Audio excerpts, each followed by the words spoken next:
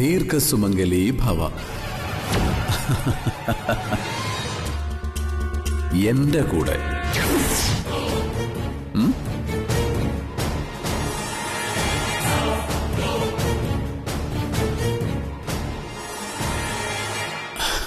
ഇറങ്ങട്ടെ.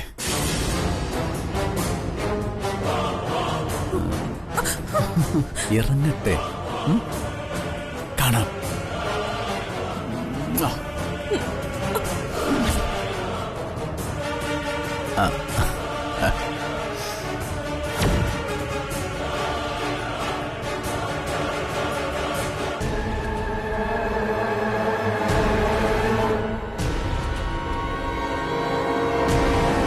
നിന്റെ അച്ഛനെ ഞാൻ കൊല്ലും. ആ ചെക്കനില്ലേ, അവനെ ഞാൻ കൊല്ലും.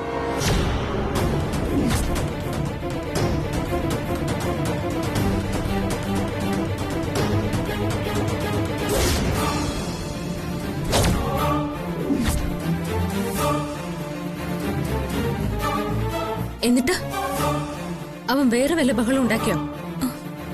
വേറെ ഒരു പ്രശ്നം ഉണ്ടാക്കിയില്ല. അച്ഛനോടും അമ്മയോടും എന്നോടും യാചിക്കുമായിരുന്നു. പക്ഷേ ഒടുവിൽ പോകാൻ നേരം എന്നെ ഭീഷണിപ്പെടുത്തി. ആക്സിഡന്റിൽ രാജീവിനെ കൊല്ലുമെന്നും പറഞ്ഞു.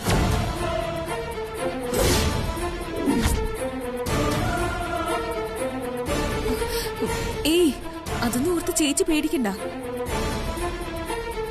എന്തായാലും ചേച്ചി ഈ കാര്യം ഒന്ന് ഡേക്കയോട് പറഞ്ഞേക്കണേ. ആ, ഞാൻ പറയാം.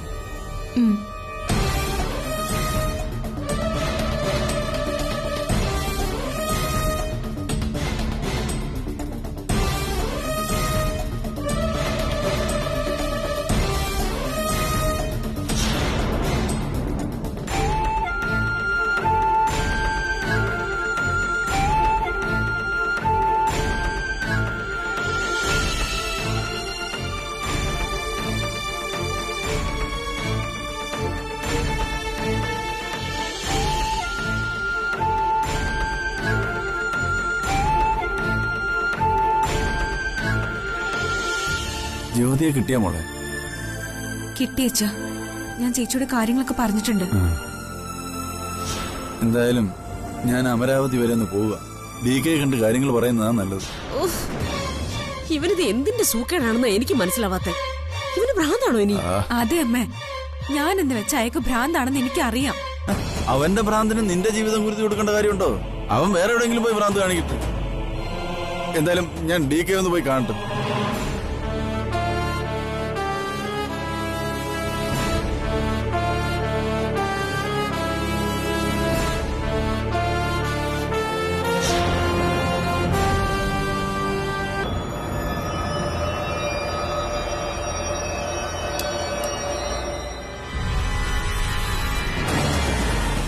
ശിവ, വണ്ടി എടുക്ക. വേണ്ട മക്കളെ, വഴക്കിനും വക്കാണത്തിനൊന്നും ഇപ്പൊ ഇറങ്ങി പുറപ്പെടണ്ട. ഇതങ്ങനെ വെറുതെ വിട്ടാൽ ഇതിനേക്കാൾ വലുതായി അങ്കിളിന് നാളെ കരയേണ്ടി വരും. ചോദിക്കാനും പറയാനും ആളില്ലെന്ന് കരുതിയോ? ഇതിന്റെ റിസൾട്ട് എന്താണെന്ന് അവന് മനസ്സിലാക്കി കൊടുത്തില്ലെങ്കിൽ ശരിയാവില്ല അങ്ങളെ. ഏട്ടൻ വരണ്ട, ഇത് എനിക്ക് മാനേജ് ചെയ്യാവുന്നേ ഉള്ളൂ. ഞാനേ അവനൊരു നല്ല സമ്മാനം തന്നെ കൊടുത്തിട്ട് വരാം. വേണ്ട മോനെ, അവനൊരു പേ പിടിച്ച പട്ടിയാ. നമ്മളൊന്നും ചെയ്യണ്ട, നാട്ടുകാർ അവൻ തല്ലിക്കൊന്നോളൂ. എനിക്കെങ്ങനെയെങ്കിലും ഈ കല്യാണം നടത്തണം. ബാക്കിയൊക്കെ ഞങ്ങൾ അങ്ങ് ക്ഷമിച്ചോളാം. മൈസൻ, സുധാകരൻ നായർ പറഞ്ഞതാണ് ട്രൂത്ത്. ഈ മാര്യേജ് വരെ അവനെ വെറുതെ വിട്ടേക്കാം.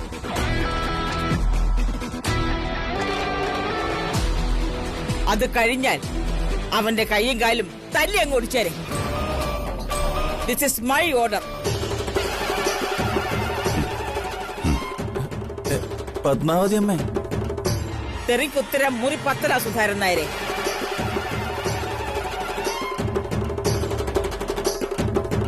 കുറച്ച് ടൈം അത് അവന് നമ്മൾ ഫ്രീ ആയിട്ട് സപ്ലൈ ചെയ്തു, അത്രയേ ഉള്ളൂ. ഫൈറ്റ് കല്യാണം കഴിഞ്ഞിട്ട് മതി. ഓക്കെ? എന്റെ മോള് ചെയ്ത തെറ്റിന്റെ ശിക്ഷയായത്. പെൺകുട്ടികളുള്ള ഭൂരിപക്ഷ അച്ഛനമ്മമാരുടെയും ദുർവിധിയായത്. എട്ടും പൊട്ടും തിരിയാത്ത പ്രായത്തില് പെൺകുട്ടികൾ ചിലപ്പോ ഇതുപോലെ അബദ്ധത്തിൽ ചെന്ന് ചാടും.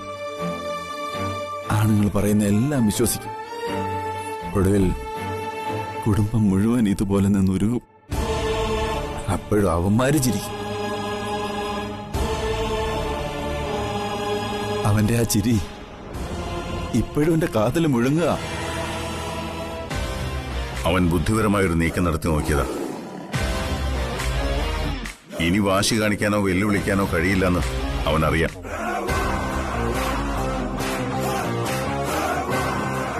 പിന്നെയുള്ള വഴി സിമ്പതിയാ. അത് കിട്ടാൻ അവൻ കരയും, കാല് പിടിക്കും, എന്തും ചെയ്യും. അവസാനം ചിരിച്ചുകൊണ്ട് അവനൊരു ഭീഷണി ഉയർത്തും. അതൊക്കെ സംഭവിച്ചു. ഞങ്ങളോട് അവൻ യാചിച്ചു. പക്ഷേ പ്രിയയെ അവൻ ഭീഷണിപ്പെടുത്തി. അവളെ കൊല്ലുമെന്ന് പറഞ്ഞു. ജനനവും മരണവും തീരുമാനിക്കുന്ന അവനല്ലല്ലോ അങ്കിൾ. കാലന്റെ ജോലി ചെയ്യാൻ അവനെ ദൈവം ഏർപ്പാടാക്കിയിട്ടൊന്നുമില്ലല്ലോ. അങ്കിൾ ഒന്നുകൊണ്ടും വിഷമിക്കണ്ട. അവന്റെ ഭീഷണിക്ക് ചവറ്റുകൊട്ടിലിടുന്ന കടലാസിന്റെ വില പോലും കൽപ്പിക്കേണ്ട കാര്യമില്ല. എന്തു വന്നാലും ഞങ്ങളെല്ലാം കൂടെയുണ്ട്.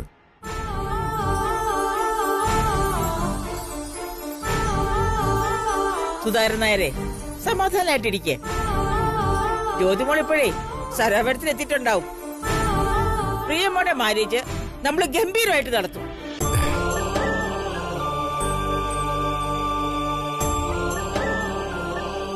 എന്റെ മക്കളും ഈ അമരാവതിയും നിങ്ങളോടൊപ്പം തന്നെ ഉണ്ടാവും. ധൈര്യമായിട്ട് പൊയ്ക്കോളൂ. അങ്കിൾ, ഞാനുണ്ട് എന്തിനും. ഒരു ഭയവും വേണ്ട. അവന്റെ കാര്യം ഞങ്ങൾ നോക്കിക്കോളാം. ഇപ്പോഴാ എനിക്ക് സമാധാനമായത്.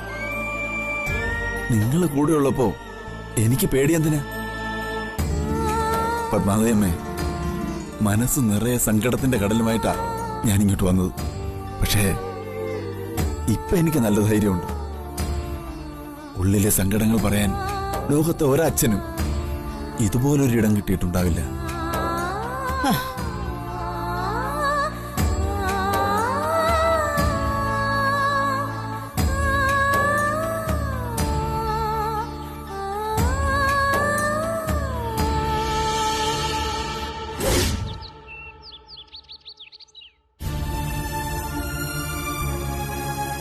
നിങ്ങൾ ആരും പേടിക്കണ്ട. അവൻ പറഞ്ഞ പോലെ ഒന്നും സംഭവിക്കില്ല. പ്രിയയുടെ കല്യാണം നമ്മൾ തീരുമാനിച്ചതുപോലെ തന്നെ നടക്കും. അവന്റെ മട്ടും ഭാവവും കണ്ടിട്ട് എനിക്ക് അങ്ങനെയല്ല തോന്നിയത്. അവൻ എന്തോ തീരുമാനിച്ചുറപ്പിച്ചതുപോലെയാ. അവൻ എന്തെങ്കിലും തീരുമാനിച്ചുറപ്പിക്കട്ടമ്മേ. അതിന് അമ്മ എന്തിനാ ഇങ്ങനെ ടെൻഷൻ അടിക്കുന്നത്? നിനക്കത് പറയാം. ഒരു പെറ്റമ്മയ്ക്ക് മാത്രമേ അതിന്റെ സങ്കടം എത്രയാണെന്ന് മനസ്സിലാവൂ. കല്യാണം നടക്കുന്നതിനിടയിൽ അവൻ എന്തെങ്കിലും കോലാഹലം ഉണ്ടാക്കാൻ വന്ന നമ്മൾ എന്ത് ചെയ്യും? അതൊന്നും ഓർത്ത് മമ്മി പേടിക്കണ്ട. ഈ കല്യാണം ഉറപ്പിച്ചതും നടത്തുന്നതും DK ആണെങ്കിൽ അതിനുള്ള വഴിയൊക്കെ DK ചെയ്തോളൂ. അമ്മ പോയി അടുക്കളയിൽ എന്തെങ്കിലും ജോലി ഉണ്ടെങ്കിൽ ചെയ്തേ. എനിക്ക് ചേച്ചിയോട് ഒരു കാര്യം സംസാരിക്കാനുണ്ട്. ചെല്ലമ്മേ.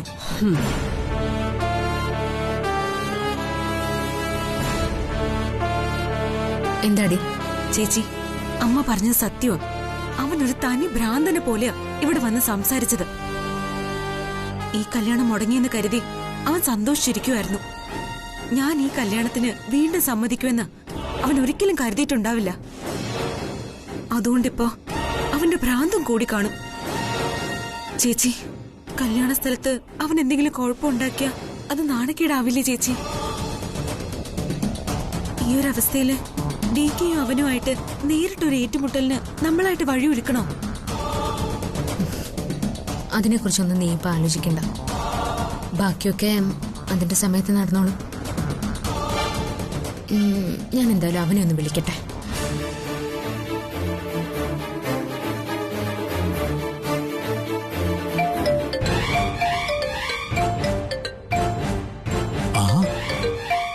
ജ്യോതിയുടെ ഫോണാണല്ലോ. എന്താണാവോ? എന്നോടുള്ള പിണക്കൊക്കെ തീർന്നോ? ചിലപ്പോ തീർന്നു കാണും. ഹലോ ജ്യോതി, നീ ഇപ്പൊ എവിടെയുള്ളേ? ഞാനിവിടെ സ്റ്റേഷനിലുണ്ട്. അല്ലാതെ ഞാൻ എവിടെ പോവാനാ? എനിക്കൊന്ന് നിന്നെ കാണണം. കാണാം. എന്തിനാ? പ്രിയയെ എനിക്ക് കല്യാണം കഴിച്ചു തരുന്ന കാര്യം സംസാരിക്കാനാണോ? അതെ, പ്രിയെ നിനക്ക് വിവാഹം കഴിച്ചു തരുന്ന കാര്യത്തെക്കുറിച്ച് സംസാരിക്കാൻ തന്നെയാ.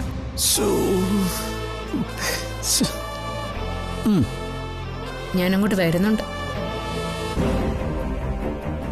വാ വാ വാ വാടി. കൊള്ളാം. അപ്പോ എന്റെ മരുന്നേറ്റു.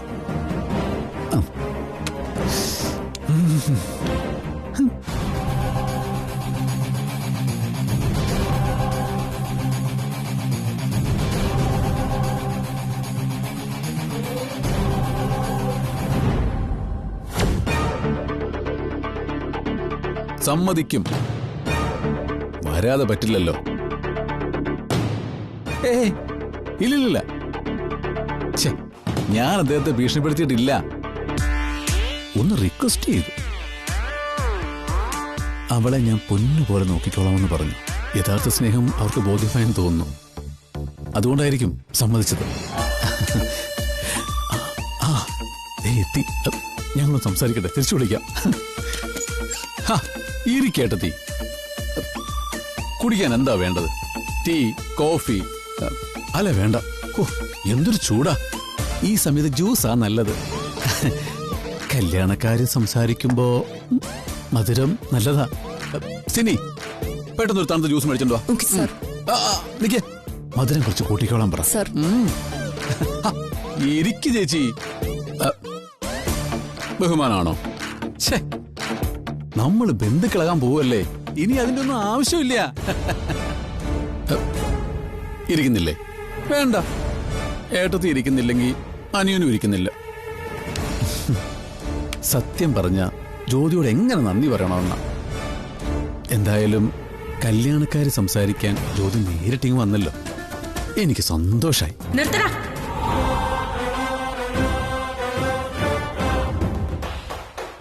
ഞാൻ നിനക്ക് കല്യാണം ആലോചിക്കാൻ വന്ന ബ്രോക്കറാണെന്ന് കരുതിയോ? അയ്യോ, അപ്പോ കല്യാണക്കാര് സംസാരിക്കാൻ വന്നല്ലേ? ഇങ്ങനെയാണെങ്കിൽ കല്യാണത്തിന് പകരം നിന്റെ ശവോടക്കായിരിക്കും നടക്കാൻ പോകുന്നത്. ഒരേ നാവ് കൊണ്ട് യാചനയും ഭീഷണിയും. പ്രിയെ കെട്ടിച്ചു തന്നില്ലെങ്കിൽ എന്റെ അച്ഛനെ നീ കൊല്ലും, അല്ലേടാ? അയ്യോ, ഒന്ന് പതിയെ സംസാരിക്കേ. മറ്റുള്ളവർ കേട്ട് കഴിഞ്ഞാൽ ജ്യോതിക്കല്ലേ എന്റെ നാണക്കേട്. ഇനി എന്റെ കുടുംബത്തിന്റെ 7 അയലത്ത് വന്നു പോരുത്. നീ വന്നാ പിന്നെ എന്ത് ചെയ്യണമെന്ന് എനിക്കറിയാം. കൊള്ളാം കൊള്ളാം, ആവേശം കൊള്ളാം. DKയും എന്നെ കാണാൻ വന്നിരുന്നു. ഹസ്ബൻഡേ ഇതുപോലെ ആവേശത്തോടെ എന്നെ വെല്ലുവിളിച്ചിട്ട് പോയി. ഞാനതൊന്നും കാര്യമാക്കിയില്ല. ദേ ജ്യോതി, ഇപ്പൊ നിങ്ങളീ കാണിക്കുന്നൊന്നും ബുദ്ധിയല്ല. ബന്ധുക്കളാവാൻ പോകുന്ന നമ്മളെന്ന് വെറുതെ വഴക്കിടുന്നത്. അവളെങ്ങ അന്നേര്. ഞാൻ അവളെ പൊന്നുപോലെ നോക്കിക്കോളാം. രാജീവുമായി പ്രിയയുടെ കല്യാണം തീരുമാനിച്ചത് DK ആണെങ്കിൽ അത് നടന്നിരിക്കും. അത് തടയാൻ നിന്നെ കൊണ്ട് സാധിക്കില്ല. എന്റെ അനിയത്തിയുടെ കല്യാണം മുടക്കാൻ നിന്റെ ഭാഗത്തുനിന്ന് എന്തെങ്കിലും ശ്രമം ഉണ്ടായ അന്ന് നിന്റെ അവസാനമായിരിക്കും.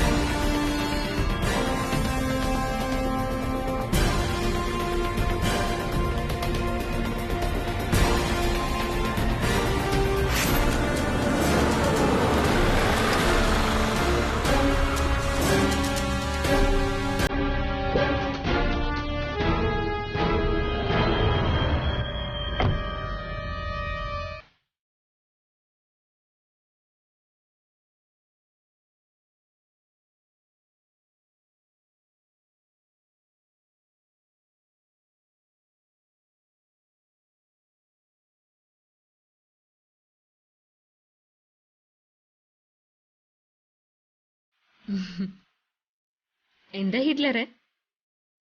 ഭാര്യ വരാൻ വേണ്ടി കാത്തു നിൽക്കായിരുന്നോ? പൂമുഖവാതിൽക്കൽ സാധാരണ ഭാര്യമാരാണ് ഭർത്താക്കന്മാരെ കാത്തു നിൽക്കുന്നത്. ഇതെന്താ ഇപ്പോ ഈ ഭാര്യയെ കാത്തു നിൽക്കാൻ എന്തു പറ്റി? എവിടെയായിരുന്നു ഇതുവരെ? ഞാൻ പ്രിയയെ കാണാൻ പോയി. എന്നിട്ട് എപ്പോഴാ മാഡം അവിടെ നിന്ന് ഇറങ്ങിയത്? ഞാൻ അപ്പൊ തന്നെ ഇറങ്ങിയായിരുന്നു. എന്നിട്ട് ഇവിടെ എത്താൻ എന്താ ഇത്ര വൈകിയത്?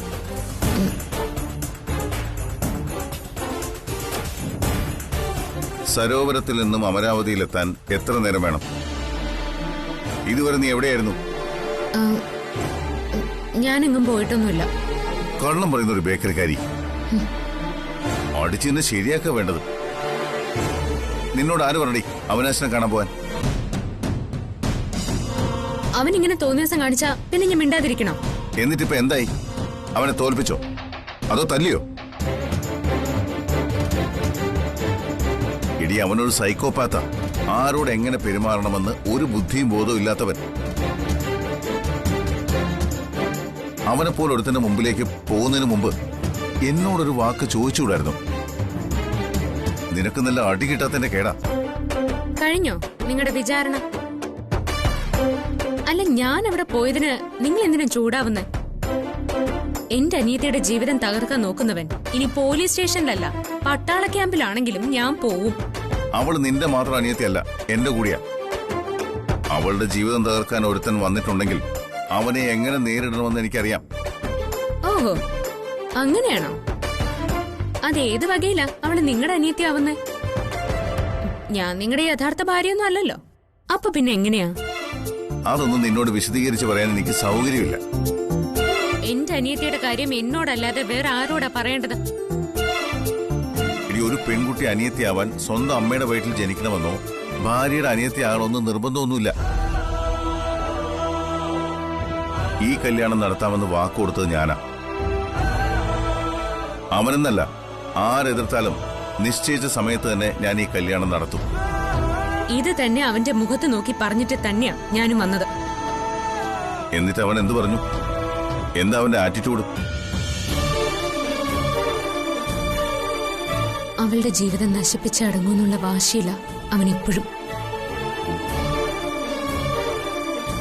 എന്തു വന്നാലും ഈ കല്യാണം നടത്തില്ല എന്നാ അവൻ പറയുന്നത്. ഹിറ്റ്ലറെ എന്റെ ഉള്ളില് നല്ല പേടിയുണ്ട്. ഞാനത് പുറമെ കാണിക്കുന്നില്ലെന്നേ ഉള്ളൂ. ഈ കല്യാണം മുടക്കാൻ അവൻ എന്തെങ്കിലും ചെയ്യുമെന്നാ എന്റെ പേടി. കളിക്കാൻ എതിർപക്ഷത്ത് നല്ല കളിക്കാരുള്ളപ്പോഴാണ് ആ കളിക്ക് ഹരം കൂടുന്നത്. ഈ കളിയിൽ എന്നെ ജയിക്കാൻ ഞാൻ അവനെ അനുവദിക്കില്ല. അതിനുവേണ്ടി ഏതറ്റം വരെയും ഞാൻ പോകും. പ്രിയയ്ക്ക് ഞാൻ കൊടുത്ത വാക്ക് വെറുതെ ആവില്ല.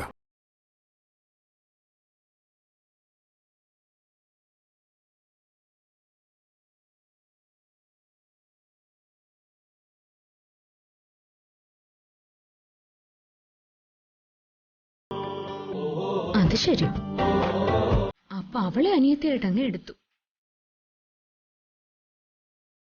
പിന്നെന്താ, എന്നെ ഭാര്യയായിട്ട് അംഗീകരിച്ച?